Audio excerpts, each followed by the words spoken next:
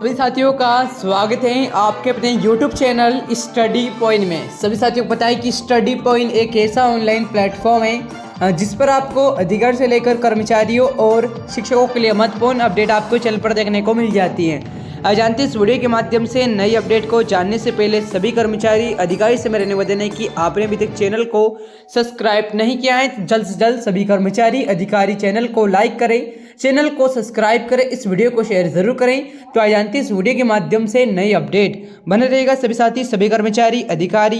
जैसे कि साथियों, देश की करोड़ों कर्मचारी काफ़ी लंबे समय से 8वें एडिशन का इंतजार कर रहे हैं और इसी की लेकर ताज़ा अपडेट सामने आ रही है। जल्दी सरकार 8वें एडिशन को लागू करने का ऐलान कर सकती है और इसके लागू होते ही कर्मचारी को लाखों रुपए का फायदा होगा। इस प्रकार से देखिएगा पूरी अपडेट। पीएम मोदी की 8वें एडिशन लागू होते ही 50% बढ़ेगा डीए। जी हाँ साथियों, केंद्र सरकार 8वें वेतन आयोग 8वें एडिशन को लेकर विभिन्न कर्मचारी संगठन आंदोलन की राह पर जा सकते हैं। पिछले साल की दूसरी छमाही में केंद्र सरकार ने अपने कर्मियों के महंगाई भत्ते में 4% की बढ़ोतरी की थी। इसके बाद महंगाई भत्ता यानी डीए की दर 42 से बढ़कर 46% हो गई है। अब पहली जनवरी 2024 से सरकारी कर्मचारियों के महंगाई भत्ते में 4 से 5% की बढ़ोतरी की संभावना जताई जा रही है। स्टाफ सोसाइटी की राष्ट्रीय परिषद जेसीएम के सदस्य अखिल भारतीय रक्षा कर्मचारी महासंघ AIDF के महासचिव श्री कुमार ने कहा कि कर्मियों के डीए हाइक न्यूज की मौजूदा दर 46% है। जनवरी 2024 से जब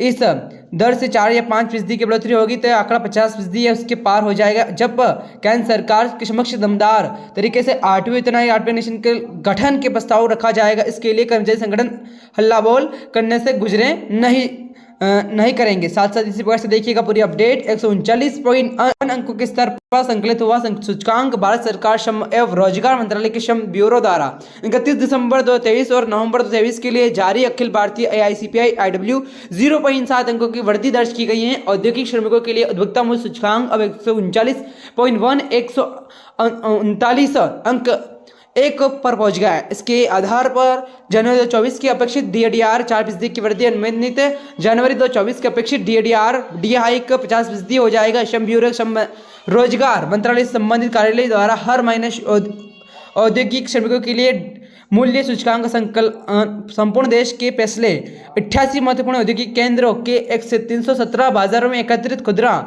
मूल्यों के आधार पर किया जाता है। सूचकांक का संकलन 88 औद्योगिक केंद्रों अखिल भारतीय के लिए किया जाता है। यह संकलन आगामी महीने के अंतिम कार्य दिवस पर जारी होता है और दिसंबर 23 के लिए अखिल भारतीय उपभोक्ता मूल्य सूचकांक CPIW के 0.7 अंक बढ़कर 139.1 अंकों के स्तर पर संकलित हुआ है। सूचकांक में पिछले माह की तुलना में 0.51% की वृद्धि की गई थी। एक वर्ष पूर्व उन्हें 2 महीने के बीच 0.23 सूचकांक स्तर पर रखा था। तो इस प्रकार से देखिएगा आ जाएगी कर्मियों की सैलरी रिवाइज। पिछले कई वर्षों से केंद्रीय कर्मचारी की DA हाइक न्यूज में 4% की बढ़ोतरी होती रही है। इस साल जनवरी में DA की दरों में 4 से 5% तक की वृद्धि हो सकती है। अगर ऐसा होता तो कर्मियों के सैलरी रिवाइज होगी। कई तरह के भत्तों में भी 25% तक की बढ़ोतरी हो जाएगी। केंद्र सरकार को 8वें वेतन आयोग 8वें एडिशन का गठन करना होगा। इस स्थिति में केंद्र सरकार के कर्मियों को बम्पर बढ़ोतरी खुशखबरी का एहसास होगा। 7वें वेतन एडिशन सिफारिश की थी केंद्र के पे रिवाइज हर 10 साल ही हो, यह जरूरी नहीं है। इस अवधि में इंतजार करने की आवश्यकता नहीं है। यह पीरियोडिकल भी हो सकता है। हालांकि वेतन आयोग की इसकी कोई स्पष्ट परिभाषा नहीं दी गई है और कब और कितने समय में बाद वेतन आयोग गठित होना चाहिए। 2 करोड़ कर्मचारी पेंशनरों का नाराजगी। 8वें वेतन आयोग 8वें एडिशन के गठन को लेकर सरकार ने टूक जवाब दिया है। अभी इसके लिए गठन का कोई विचार नहीं है। इस पर करीब 2 करोड़ कर्मचारी पेंशनरों की नाराजगी देखी जा रही है। कर्मचारी संगठन के द्वारा केंद्र सरकार द्वारा 8वें वेतन 8वें एडिशन गठित न करने के फैसले को अत्यंत दुर्भाग्यपूर्ण बताया जा रहा है। अखिल भारतीय राज्य सरकारी कर्मचारी के महासंघ के राष्ट्रीय अध्यक्ष सुभाष लांबा ने केंद्र सरकार की इस फैसले के खिलाफ आंदोलन करने की बात कही है। अब भारत पेंशनर समाज के 8वें वेतन आयोग 8वें एडिशन के गठन की मांग उठाई जा रही। साथ ही कोरोना काल के दौरान रोकी गई 18 महीने के DA की जारी करने के लिए सरकार आग्रह किया है कि भारत पेंशन समाज BPS SC महेश्वरी बताया कि 68 एजेशियम के दौरान यह प्रस्ताव पास किया गया है।